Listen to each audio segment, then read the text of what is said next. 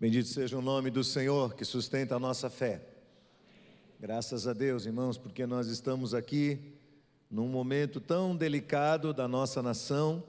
Louvado seja Deus, porque o povo de Deus está aqui para dizer que Deus é o nosso refúgio, a nossa fortaleza, o nosso socorro bem presente no meio da angústia. Ontem nós tivemos um dia muito especial aqui, tivemos o culto de batismos. Que experiência extraordinária, irmãos, que coisa incrível, como é impressionante. Eu fico extasiado todas as vezes que eu tenho a oportunidade de ouvir o que Deus está fazendo na vida de pessoas, como Deus tem resgatado vidas, transformado corações e trazido pessoas aos pés da cruz de Jesus. Eu não me canso de agradecer a Deus pelos ministérios desta igreja, por pessoas aqui que estão profundamente comprometidas, engajadas, empenhadas para que pessoas conheçam o Evangelho, se aproximem de Cristo, sejam instruídas nas Escrituras, entreguem seu coração ao Senhor, sejam preparadas e possam ser batizadas. Na quinta-feira retrasada, ouvimos os testemunhos dos irmãos e foi algo muito edificante para nós. E ontem foi o ápice deste momento tão significativo, tão feliz, em que reunimos aqui e tivemos o privilégio de ver 74 pessoas sendo batizadas. É uma bênção muito grande e como eu gostaria de poder ter a igreja inteira presente, visualizando, ouvindo os testemunhos, pequenas porções, pequenos fragmentos de uma obra tão extensa, de algo tão profundo e especial que Deus tem feito. Então, graças a Deus pelos nossos irmãos e que nós possamos continuar sendo, de verdade, uma igreja que faz diferença nessa cidade. Amém, meus irmãos? Amém mesmo? Fala um amém assim para eu ver que você está acordado. Isso mesmo, né? Vamos animar o nosso coração, porque Deus tem muito a falar conosco nesta noite. Você crê nisso? Deus vai falar com você hoje?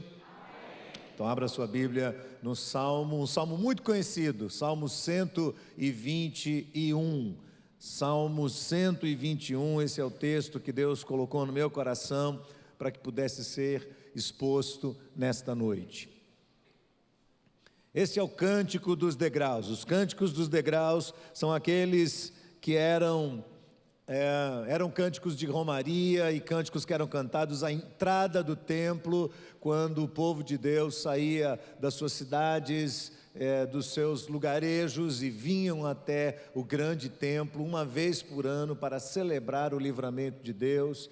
E este salmo é muito significativo porque lembra aquele momento em que o povo de Israel estava num vale cercado pelos seus inimigos e eles passaram algumas noites ali num temor profundo, não sabendo que horas seriam atacados e quantos eram os inimigos que estavam de olho neles. E no meio desta aflição, desta angústia, Deus traz inspiração para lembrar que ninguém poderia ao redor deles socorrê-los senão o Senhor dos exércitos. Então diz assim o texto: elevo os meus olhos para os montes, de onde virá o meu socorro? O meu socorro vem do Senhor, que fez os céus e a terra.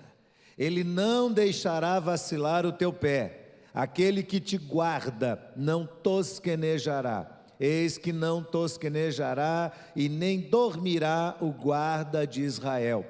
O Senhor é quem te guarda. O Senhor é a tua sombra à tua direita. O sol não te molestará de dia, nem a lua de noite. O Senhor te guardará de todo mal, guardará a tua alma. O Senhor guardará a tua entrada e a tua saída, desde agora para sempre. Amém. Amém? Muito bem. Que semana a nossa! Não é verdade? E nem acabou uma, já começou outra com toda essa conturbação. É muito significativo para nós, recebemos as informações que recebemos aqui, que ouvimos aqui nesta noite sobre a igreja perseguida. A igreja perseguida, se você não sabe exatamente o que é igreja perseguida tem a ver com cristãos ao redor do mundo inteiro, que têm tido seus direitos negados quanto à liberdade religiosa, tornando-se vulneráveis as hostilidades em diferentes esferas da vida, na sua vida individual, na sua vida familiar, na comunidade, na nação, no meio da igreja. Então a estatística mostrou para nós, são 215 milhões de cristãos hoje que são perseguidos por sua fé. 215 milhões é a população do Brasil. Tem ideia do que é isso? A população do Brasil corresponde ao número de pessoas hoje que têm sido duramente perseguidas pela sua própria fé. E a perseguição religiosa é caracterizada quando, primeiro, eles não têm direitos de liberdade religiosa garantidos.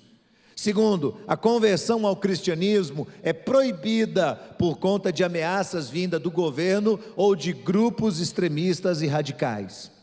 Terceiro, quando são forçados a deixar as suas casas ou seus empregos por meio da violência, porque a violência pode atingi-los, pode alcançá-los. Quarto, são agredidos fisicamente e muitos deles mortos por sua fé. Quinto, são presos, interrogados e por diversas vezes torturados porque eles se recusaram a negar a sua fé em Cristo Jesus. Tessala apresentou ali a lista dos 50 países onde há maior perseguição, apresentou a Índia como 11º, em 6º lugar está a Eritreia. Eritreia é um lugar que judia muito das pessoas, a gente ouve histórias assustadoras de lá. Se você entrar um dia no site de Portas Abertas, você vai ver que coisas inimagináveis acontecem com pessoas lá. As pessoas são levadas a negarem o nome de Jesus e quando não negam o nome de Jesus, são presas, colocam um monte de pessoas dentro de um container, desses containers de aço que os navios usam para transportar mercadorias, fecham as portas e deixam eles ali presos no escuro durante a noite. A temperatura baixa de 0 e eles praticamente morrem de frio, e durante o dia chega a mais de 70 graus centígrados. Um calor insuportável. Alguns deles morrem ali dentro e ali eles fazem as suas necessidades e são tratados como animais. E o objetivo é que sejam mortos ou que neguem o nome de Cristo Jesus. Parece incrível que numa época de avanço da tecnologia, em que a inteligência humana é tão exaltada, coisas desse tipo ainda tenham que acontecer. Mas quando eu penso nesses irmãos, quando eu penso nessas pessoas, inevitavelmente eu preciso recorrer à palavra de Deus e à circunstância que nós estamos vivendo e pensar dentro de mim o que acontece comigo, o que acontece com você em relação aos nossos problemas. Esse é o meu tema de hoje, eu e meus problemas. Eu posso interessar para você, meus problemas não te interessam, não é verdade? Quem aqui não tem problema? Quem não tem problema nenhum? Uau! Porque se alguém levantasse a mão e eu ia dizer, ou você tinha que estar no céu, ou no Juliano Moreira, num dos dois. Todos nós temos problemas.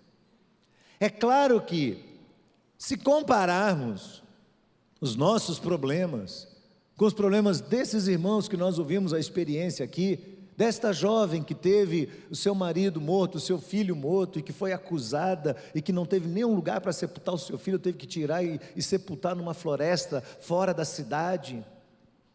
Comparado com ela, os nossos problemas talvez não sejam tão grandes assim, mas ainda assim, eles nos incomodam, ainda assim, eles nos perturbam.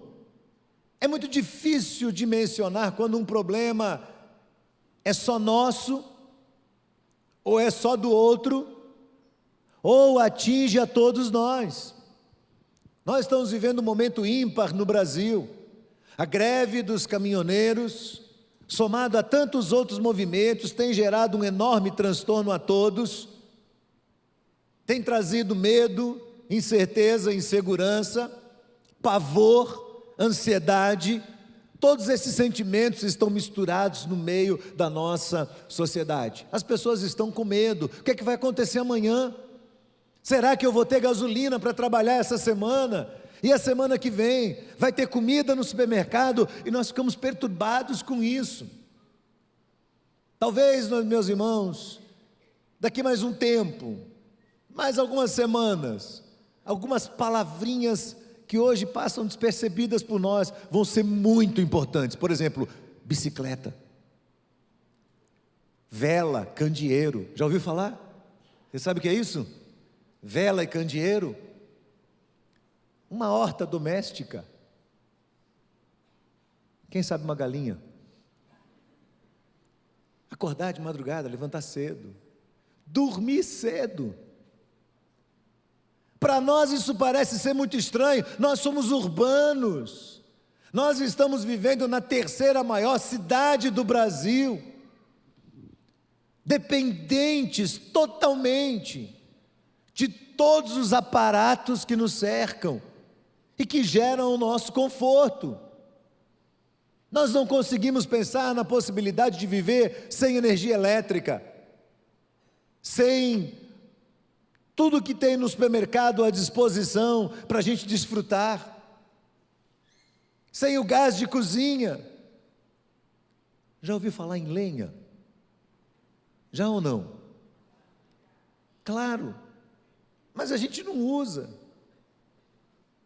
Se você fosse para Caravelas hoje, no sul da Bahia, e você atravessasse de barco, de Caravelas para a Ilha da Caçumba, ou Caçurubá, como dizem os moradores locais, e você caminhasse mais 1 quilômetro, você ia chegar numa pequena comunidade, onde vivem em torno de 7, 8 famílias.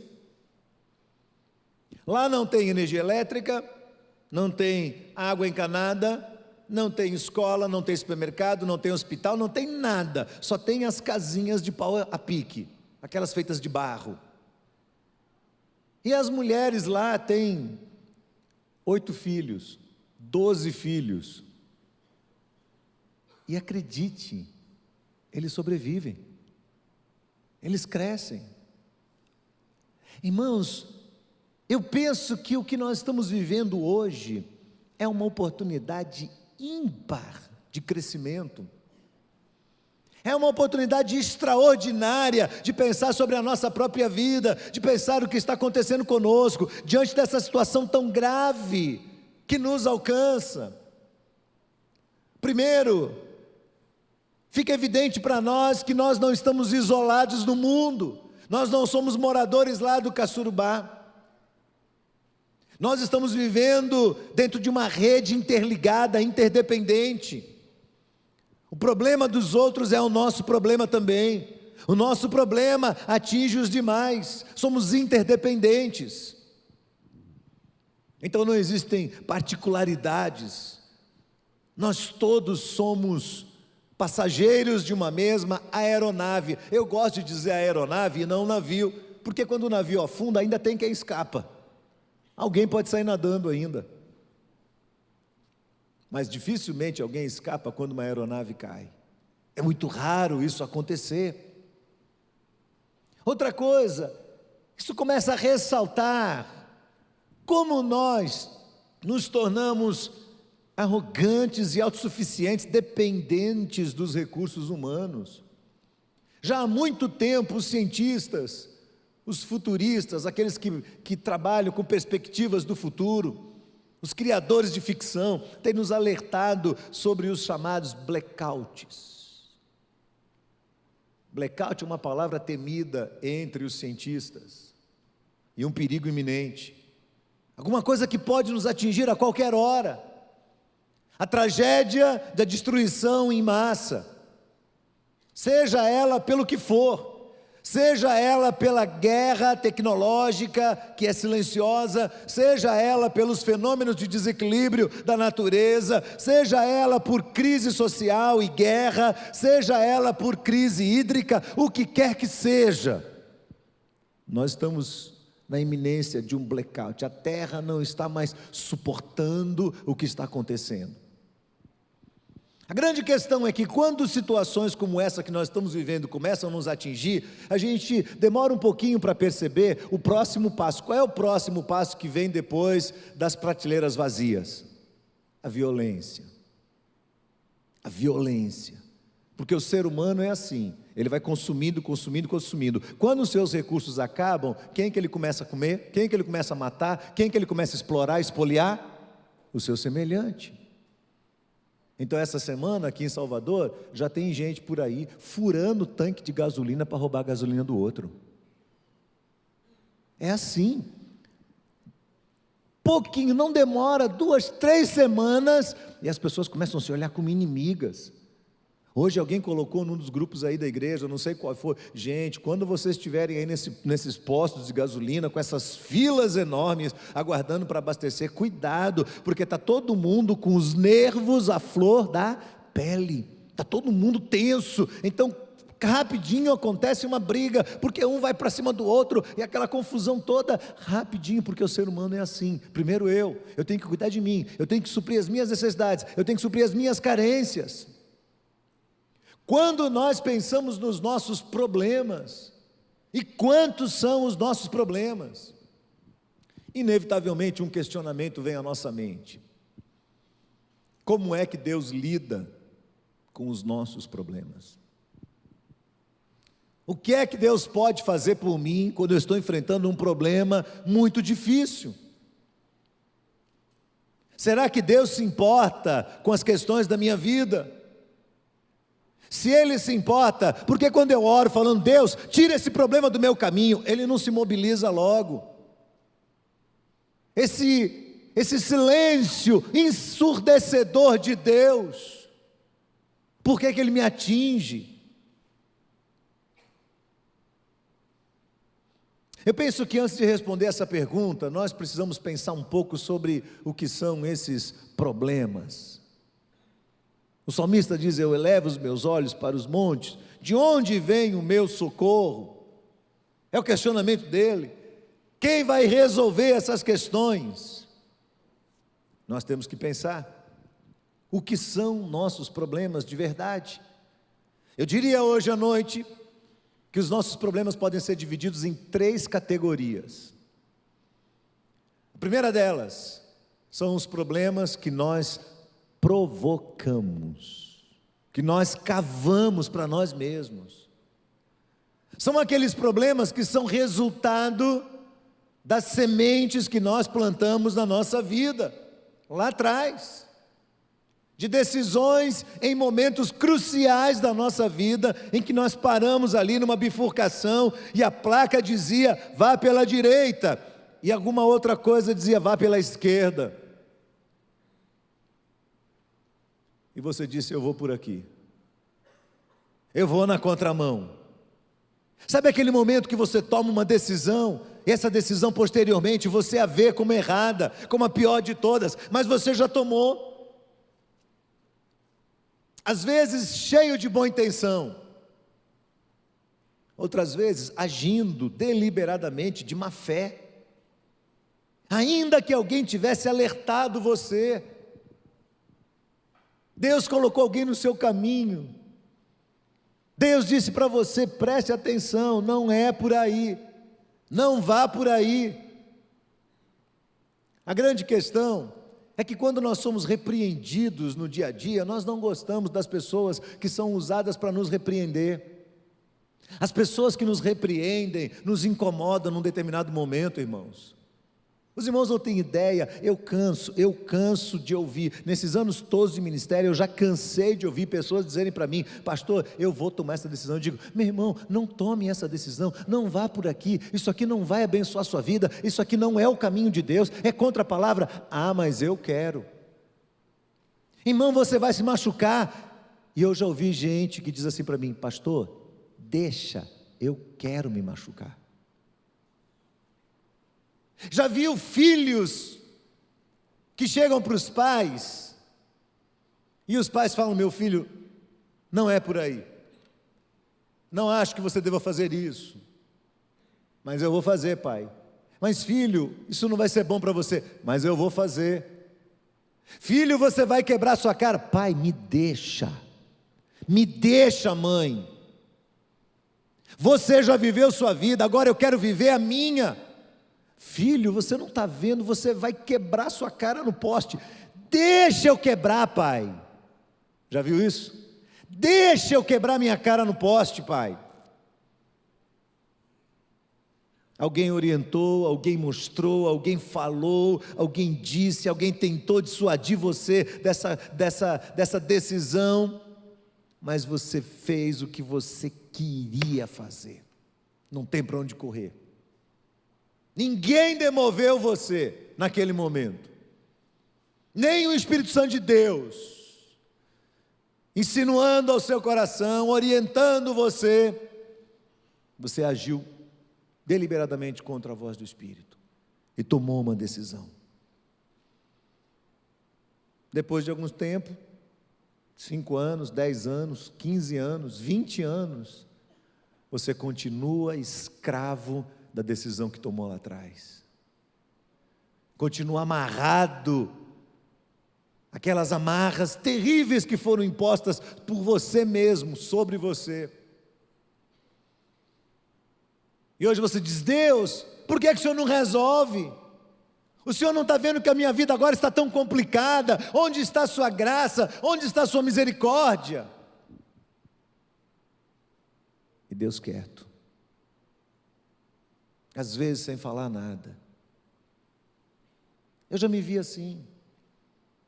Eu já me vi sentado no chão do terraço da minha casa, olhando para o céu azul, 6 horas da manhã, chorando, dizendo: por que o Senhor está calado? Por que o Senhor está calado? Por que o Senhor não fala nada? Eu olho para esses montes todos, parece que eles vão desabar na minha cabeça, e o Senhor não faz nada.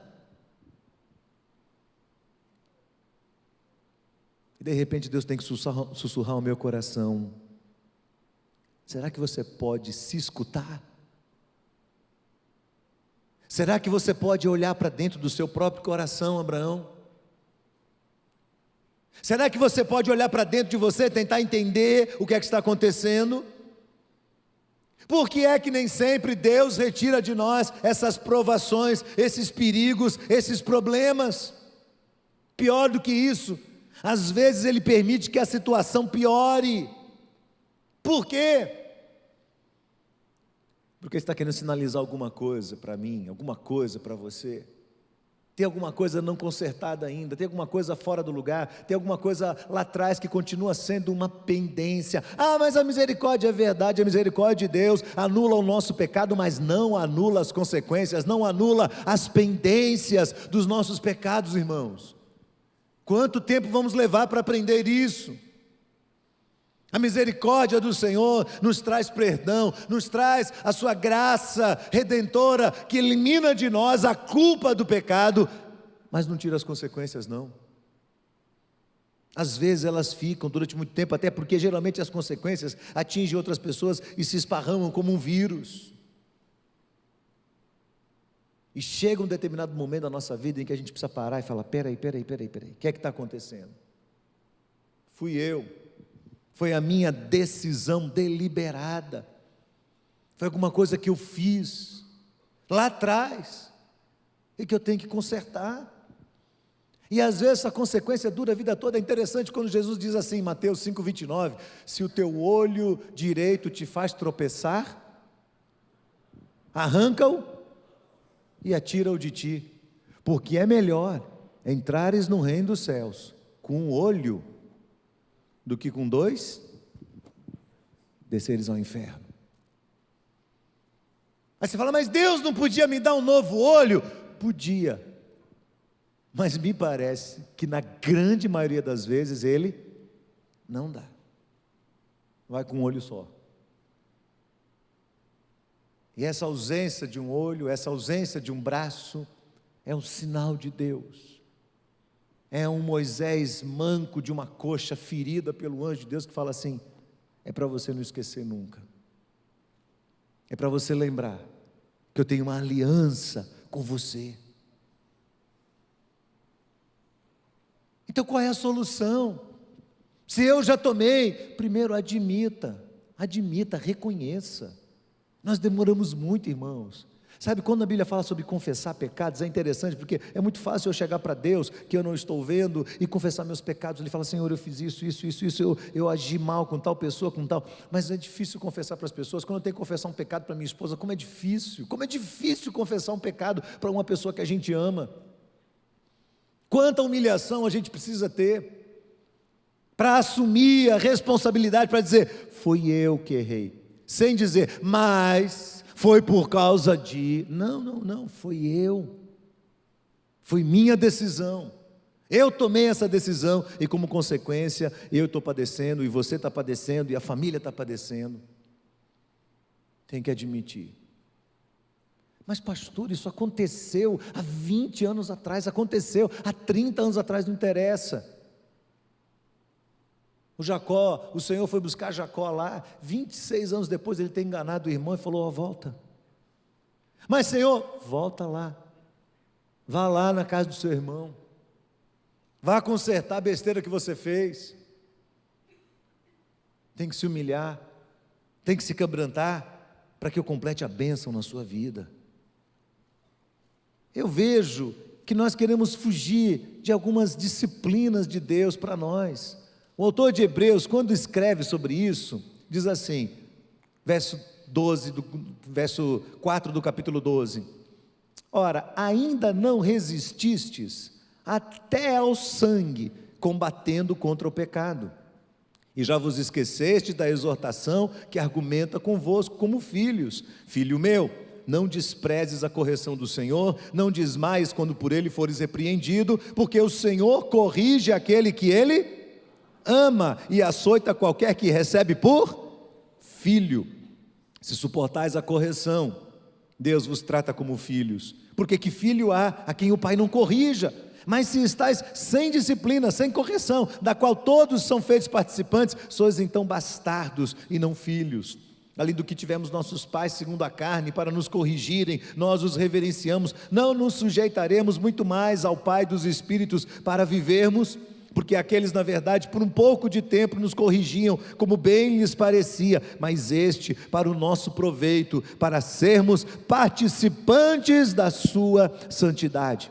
Na verdade, toda correção no presente não parece ser de gozo, senão de tristeza, mas depois produz um fruto pacífico de justiça nos exercitados por ela. Portanto, tornai a levantar as mãos cansadas, os joelhos desconjuntados, e fazei veredas direitas para os vossos pés, para que o que manqueja não se desvie inteiramente, antes seja curado.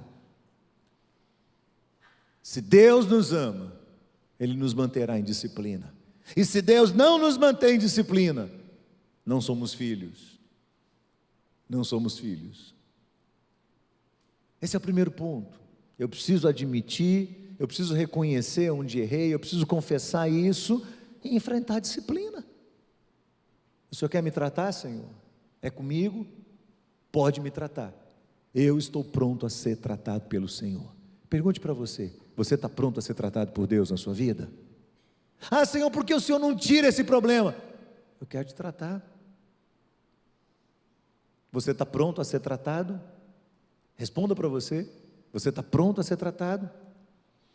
O segundo tipo de problema, ou a segunda categoria de problemas que nós temos, são aqueles problemas que surgem em decorrência dos fatores externos ou internos, mas que podem ser contornados, que podem ser facilmente resolvidos, controlados, talvez não facilmente, mas podem ser resolvidos, através de atitudes, através de decisões certas, através de medidas inteligentes que nós vamos tomar. E essas coisas que estão debaixo da nossa responsabilidade, resolver, ajeitar, dar solução, Deus não vai resolver essas coisas, porque elas são nossas. Deus colocou essas coisas nas nossas mãos, e não adianta você ficar esperando que os outros resolvam os seus problemas. Ali está o povo de Israel no meio daquele vale, cercado pelos seus inimigos, que estão numa posição de grande vantagem, porque estão no topo dos montes, e eles dizem: elevo os meus olhos para os montes e pergunto: de onde me vem o socorro? Essa pergunta tem se repetido ao longo dos séculos, e você talvez tenha dito muitas vezes: quem vai resolver o meu problema? Quem é que vai me dar uma solução? Eu sou o que sou, eu sou um fracasso, porque meu pai não me criou direito, eu sou um fracasso, porque minha mãe me rejeitou e preferiu mais meu irmão do que eu não dou certo, porque o meu patrão não reconheceu minhas habilidades, e nós ficamos o tempo todo jogando para as pessoas, esperando que as pessoas resolvam problemas que são nossos. Pare de pedir que as pessoas resolvam seus problemas. Quem resolve os problemas que estão debaixo da sua competência é você mesmo, com a ajuda do Deus Todo-Poderoso. Então não fica aí o tempo todo: está vendo, eu fiquei doente, ninguém foi me ver, Eu fiquei desempregado, ninguém me deu uma chance. Eu tive um problema, o meu pastor não foi visitar. E você fica o tempo todo esperando que as pessoas resolvam seu problema. Querido, as pessoas não vão resolver seus problemas.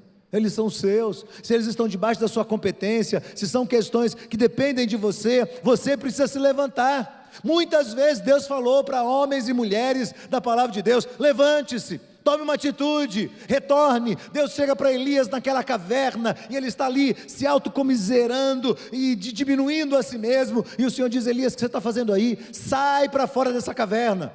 E Elias sai com muita resistência, e o Senhor diz: o que é que você está fazendo aqui? Ah, Senhor, e ele tem aquela ladainha toda, e o Senhor fala: ei, para um pouco, volta para lá, caminha os 40 dias de volta, e vai enfrentar lá Jezabel. Mas Senhor, você não está sozinho, levanta daqui e volta para lá. Há 15 dias atrás falamos sobre Agar, e é interessante a experiência dela, porque na primeira vez que Agar é posta para fora, ainda grávida por Sara, e ela é encontrada no deserto, o Senhor a encontra, e Agar está chorando e achando que ela vai morrer, e Deus diz: Agar, volta, vai conversar com sua senhora. É uma atitude sua, é algo que eu não vou fazer por você. Você sai desse deserto e você volta lá, se humilha e pede perdão à sua senhora. E Agar vai e volta, e ela obedece o Senhor. Mas 13 anos depois, ela é posta para fora de novo, e de novo ela está no deserto, de novo ela está ali, só que com agravante, ela tem um filho adolescente que está chorando embaixo de uma árvore, e ela sai, se afasta dele e diz: acabou, ninguém me ajuda, ninguém me socorre, talvez nem o Senhor vai cuidar de mim agora. E Deus vem e diz: Agar, o que está acontecendo com você? O que há?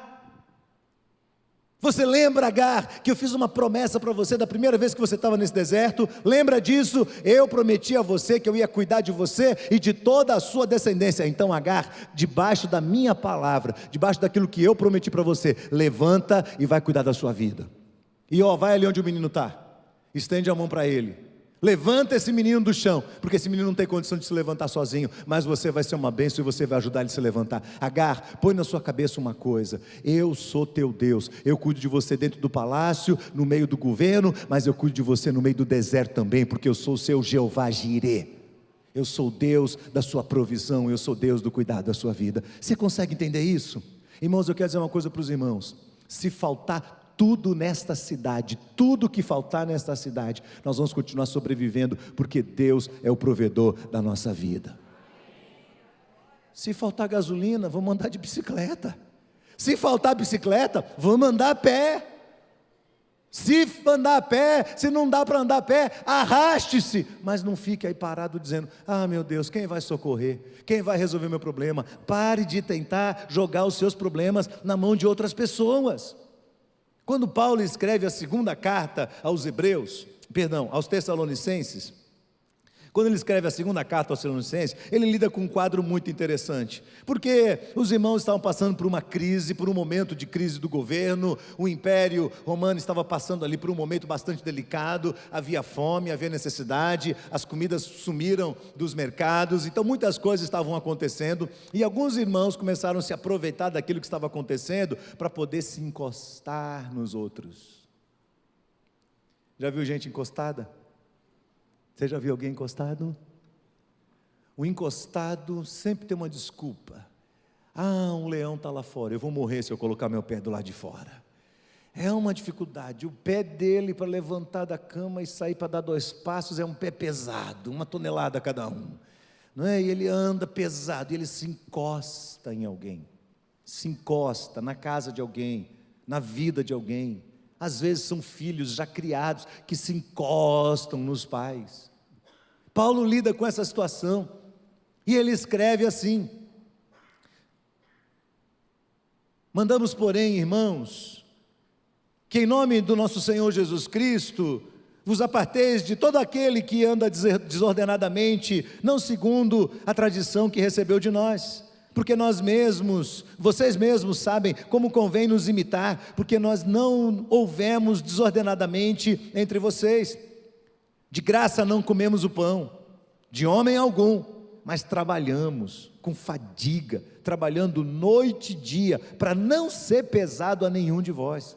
não porque não tivéssemos autoridade, mas para dar em nós mesmos o exemplo para imitardes. Porque quando ainda estávamos com vocês, mandamos isso, que se alguém não quiser trabalhar, também não coma. Você sabia que tem um texto desse na Bíblia? Se não quer trabalhar, continua, não coma. Se você não quer trabalhar, não coma. Mas Deus não é o Deus da provisão. É Deus da provisão, mas Ele não faz aquilo que é a nossa competência fazer. Esse segundo grau de problemas, essa segunda categoria, Deus não vai resolver. Ele diz para você: levanta e vai fazer a sua parte. Eu vou abençoar você, eu vou abençoar o fruto do seu trabalho, eu vou abençoar suas mãos, eu vou adestrar suas mãos para o trabalho, mas eu não vou te dar minha provisão se você ficar deitado, encostado, achando que você vai ficar aí o resto da sua vida. Tem gente aqui assim? Tem gente aqui que está o tempo todo esperando que os outros socorram, que os outros resolvam, que os outros... Não são outros, é você. Você tem que tomar essas decisões. A terceira categoria dos problemas são os problemas incontroláveis.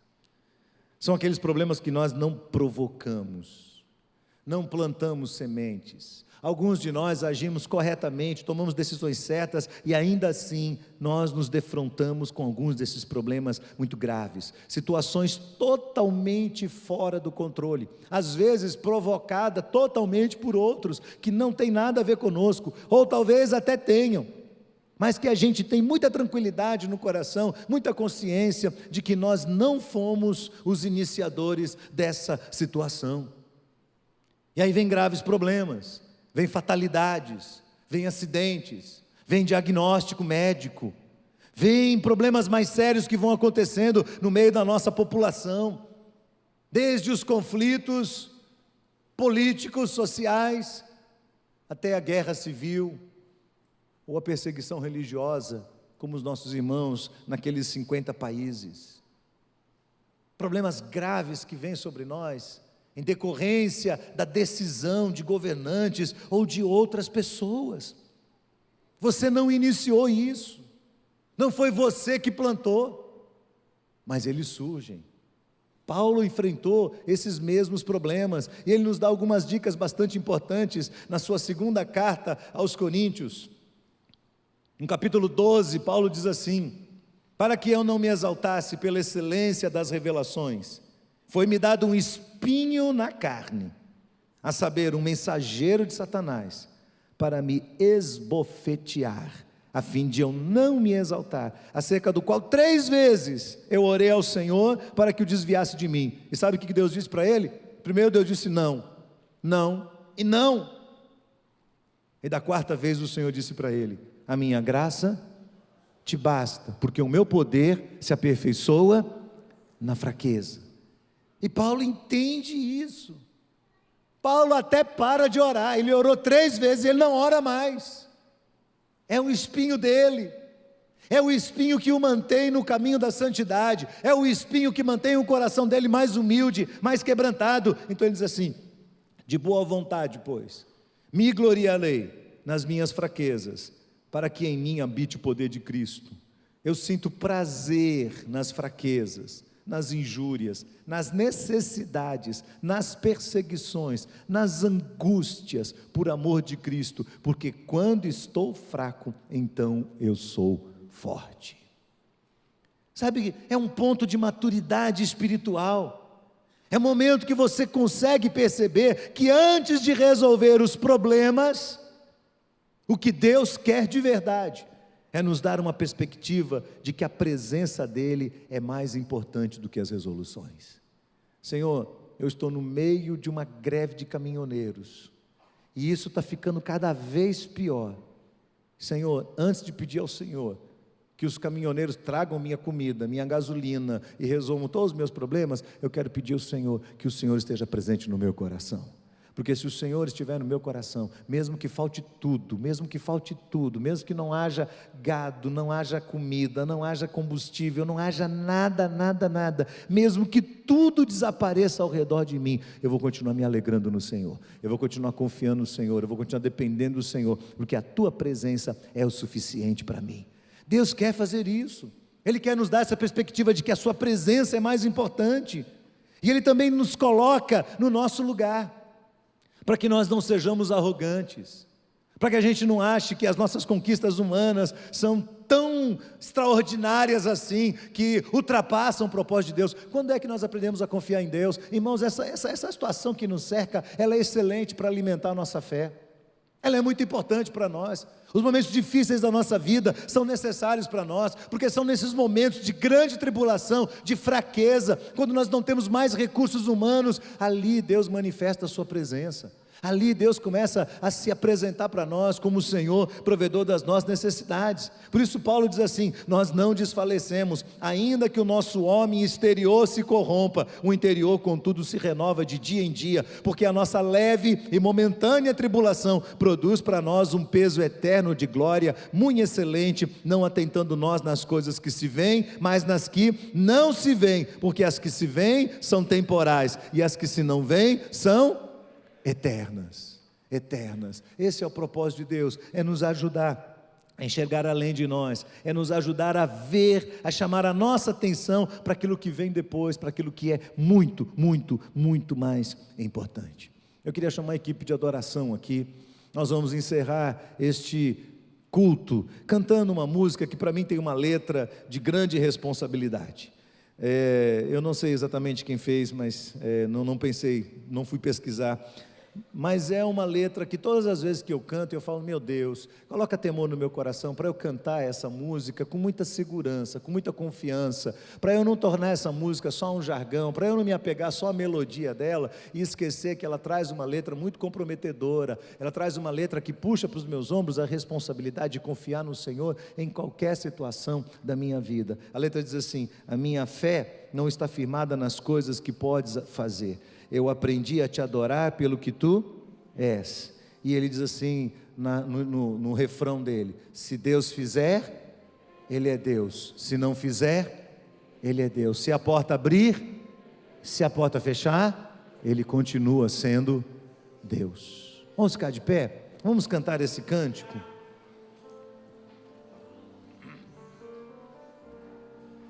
Minha fé não está firmada nas coisas que podes fazer. Eu aprendi a te adorar pelo que és. Dele veio o sim, o amém, somente dele, mais ninguém. A Deus seja o louvor. Se Deus fizer, Ele é Deus. se não fizer, Ele é Deus. se a porta abrir, Ele é Deus. se fechar, continua sendo Deus. Se a doença vier, Ele é Deus. se curado eu for, Ele é Deus. se tudo der certo, Ele é Deus. mas se não der, continua sendo Deus. Volta só um pouquinho, volta o seu pensamento só um pouquinho lá no Salmo 121. Esse Salmo 121 é repleto de verbos, e esses verbos caracterizam o Senhor, quem Ele é para nós. O Salmo diz que Ele é o Jeová Jirê, e leva os meus olhos para os montes, de onde me virá o meu socorro vem do Senhor, o Jeová Jirê, que fez o céu e a terra. E aí vem esses verbos. Primeiro, Ele não vai deixar o seu pé vacilar. Segundo, Ele guarda você. Terceiro, Ele não dorme. Quarto, Ele sequer cochila. Ele não cochila, Ele está atento. Quinto, Ele é a tua sombra. E sexto, Ele continuará guardando a tua entrada e a tua saída. Sabe o que Deus está dizendo? Ele está dizendo assim: você não nasceu para viver o tempo todo dentro de um vale. Eu não te criei para isso. O vale tem entrada, mas o vale tem saída. Você entra com o Senhor e você sai com o Senhor. Ele vai te guardar, Ele vai te proteger. Quando a gente continuar cantando, eu queria chamar algumas pessoas aqui à frente. Eu queria encerrar esse culto orando por você, por sua vida. E aí nesse momento a gente precisa fazer uma avaliação rápida aí. A gente precisa classificar um pouco os nossos problemas. Quem sabe você veio para cá hoje reclamando: Deus, meus problemas, Deus, meus problemas. E hoje o Senhor falou assim: ei, para um pouquinho, pensa aí, classifica o seu problema. Qual é a categoria dele? O seu problema é um problema que você provocou? Se humilha hoje. Sai do seu lugar e vem aqui e diga assim: Senhor, é verdade, eu que provoquei. Eu culpei tanta gente, eu culpei todo mundo, eu culpei marido, esposa, pai, mãe, sogro, sogra, filho, eu culpei todo mundo. Mas não é ninguém, Senhor, o problema sou eu. Então eu quero te pedir perdão. E se necessário for, eu vou procurar as pessoas, eu vou me humilhar, eu vou pedir perdão também, eu vou ajeitar, eu vou atrás, eu vou voltar lá atrás. Senhor, o problema é meu. Pode vir aqui na frente. Talvez seu problema seja um problema seu, pessoal, que está exigindo de você uma decisão importante. Está na sua mão tomar essa decisão, e você está na iminência de tomar uma decisão, ou certa ou errada. E o Senhor está falando para você: eu quero te ajudar a tomar essa decisão, eu quero te abençoar, quero que estender a mão a você, para que você saia do seu lugar e você venha para onde eu quero te colocar. Então sai do seu lugar e vem aqui à frente. Talvez alguns de nós estejamos lidando com terceira categoria, que são aqueles problemas difíceis, pesados, insolúveis. Você não provocou, você não quis, esse negócio atravessou o seu caminho. Você precisa de uma intervenção de Deus na sua vida. Você está assustado, você está com medo, você talvez esteja desesperado, e você quer o socorro de Deus. Sai do seu lugar e vem aqui à frente. Vamos colocar o nosso coração diante do Senhor. E pastor, por que toda vez você fala isso? Por que você pede para a gente ir na frente? Não tem nada de mágico de vir na frente. É só para você comunicar com o seu próprio corpo, ao seu próprio coração, que hoje você está tomando decisões. Você vai entrar, mas você vai sair debaixo da graça do Senhor. Você está protegido pelo Senhor, você está sendo cuidado pelo Senhor. Ele é o Deus da sua provisão, Ele está cuidando da sua vida. Algumas coisas têm que ser corrigidas dentro do seu coração. O Espírito Santo de Deus vai ajudar você a enxergar. Quem sabe quando você estiver aqui, o Espírito vai trazer à sua cabeça coisas que você precisava ter lembrado há muito tempo. Um dia desses, um rapaz me procurou e falou: pastor, eu separei da minha esposa. Ele passou por um momento difícil de separação, e eles não conseguiram manter o casamento deles. Ele me procurou e disse: puxa, eu já separei, já divorciou, eu já estou vivendo minha vida, ela está vivendo a vida dela, já acabou tudo, mas eu lembrei aqui de alguma coisa que eu fiz por ela e que eu não deveria ter feito. O senhor acha que eu devo procurar e pedir perdão? Eu disse: claro que sim. Procure. Talvez isso nunca vá consertar essa relação, nunca vá consertar esse casamento. Talvez até um já esteja numa experiência e outro, eu não sei o que aconteceu, mas tem que se humilhar, tem que vir na presença do Senhor. Então, se há alguma coisa no seu coração relacionada a isso, vem aqui à frente. Se você quer que a gente ore por você no final deste culto, clamando ao Senhor que Deus abençoe a sua vida. Se você está cansado, se você está desanimado, se você está tenso, com medo, vem aqui, e Deus vai estar cuidando de você em nome de Jesus. Minha fé não está firmada nas coisas que podes fazer. Eu aprendi a te adorar pelo que és. Dele veio sim o amém, somente dele, mais ninguém. A Deus seja o louvor. Se Deus fizer, Ele é Deus. Se não fizer, Ele é Deus. Se a porta abrir, Ele é Deus. Mas se fechar, continua sendo Deus. Se a doença vier, Ele é Deus. Se curado eu for, Ele é Deus. Se tudo der certo, Ele é Deus. Mas se não der, continua sendo Deus. Não o adoro pelo que Ele faz, eu o adoro adoro pelo que Ele é. Haja o que houver, sempre será Deus. Não o adoro pelo que Ele faz, eu o adoro pelo que Ele é. Haja o que houver, sempre será Deus. Se Deus quiser, se não fizer, Deus é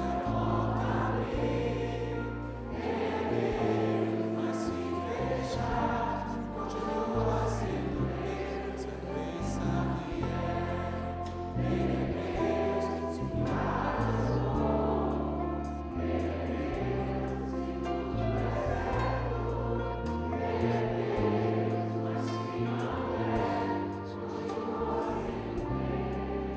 Como é bom, Senhor, poder confiar no Senhor. Como é bom depender da Tua provisão sobre a nossa vida, Senhor. Como é bom que às vezes o Senhor nos dá oportunidades tão extraordinárias, embora difíceis. Algumas experiências que são verdadeiras disciplinas do Senhor sobre nós. Mas que bom que o Senhor faz isso para cuidar da nossa alma, para nos fazer participantes da Tua santidade, para corrigir nosso coração, para nos colocar num caminho onde os nossos joelhos parem de tropeçar e comecem a ter caminhos retos diante do Senhor. Bendito seja o Teu nome, Senhor. Bendito seja o Senhor, que é o Jeová Jirê, que é o Deus da nossa provisão. Bendito é o Senhor que está acima dos montes, acima dos nossos inimigos, acima dos nossos perseguidores ou opressores. Bendito seja o Senhor que está acima de toda corrupção. Bendito seja o Teu nome, Senhor, que está acima de qualquer outra circunstância que pode nos afligir, porque os nossos problemas podem ser grandes, mas eles jamais serão maiores do que o Senhor. Louvado seja o Teu nome, Senhor. Nós Te agradecemos por cada vida que está aqui neste momento. Senhor, por que as pessoas vieram aqui com o seu coração quebrantado diante do Senhor? O Senhor sabe que muitos deles estão vivendo hoje o reflexo de decisões tomadas no passado, de sementes plantadas lá atrás e que frutificaram da maneira errada e que tem trazido dor e angústia ao coração. E hoje a gente clama ao Senhor pela misericórdia do Senhor, mas clama ao Senhor o trabalho do Senhor no coração dos nossos irmãos, a consciência do Teu Espírito, a direção do que deve ser feito, a graça de ver o Senhor sustentando e ajudando cada um, fortalecendo a cada um, para que ainda que estejam deficientes, para ainda que esteja faltando alguma coisa que já foi, eles continuem se alegrando no Senhor, no Deus da sua salvação. Senhor, abençoa todo o Teu povo que aqui está, que tem enfrentado lutas, que tem enfrentado problemas, que são verdadeiras situações que aparentemente são muito maiores do que eles próprios, do que as suas forças para suportar.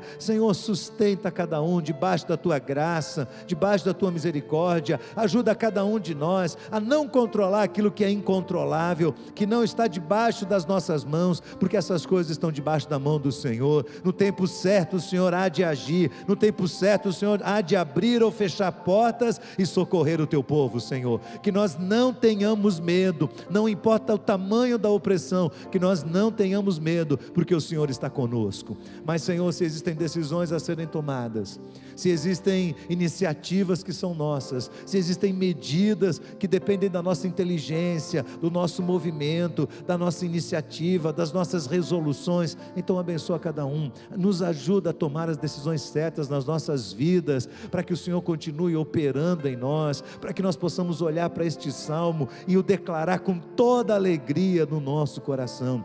Eleva os meus olhos para os montes, de onde me virá o socorro? O meu socorro vem do Senhor, que fez os céus e a terra. O Senhor não deixará vacilar o teu pé, aquele que te guarda não dormirá. Eis que não dormirá o guarda de Israel. O Senhor é quem te guarda, o Senhor é a tua sombra à tua direita. O sol não te molestará de dia, nem a lua de noite. O Senhor te guardará de todo o mal, guardará a tua alma. O Senhor guardará a tua entrada e a tua saída, desde agora para sempre.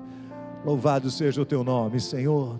Que o teu amor, a graça bendita, infinita de Jesus Cristo, a provisão do Senhor, o poder do Espírito Santo de Deus, a comunhão do Espírito, seja sobre todos para a glória do Senhor. Nós oramos em nome de Jesus. Amém, amém, amém, amém. Deus abençoe, meus irmãos. Deus abençoe a todos. Se você está aqui, você quer entregar o seu coração nas mãos do Senhor Jesus, eu estaria aqui à frente com os pastores. Nós queremos orar por você. Vamos em paz. Deus abençoe em nome de Jesus.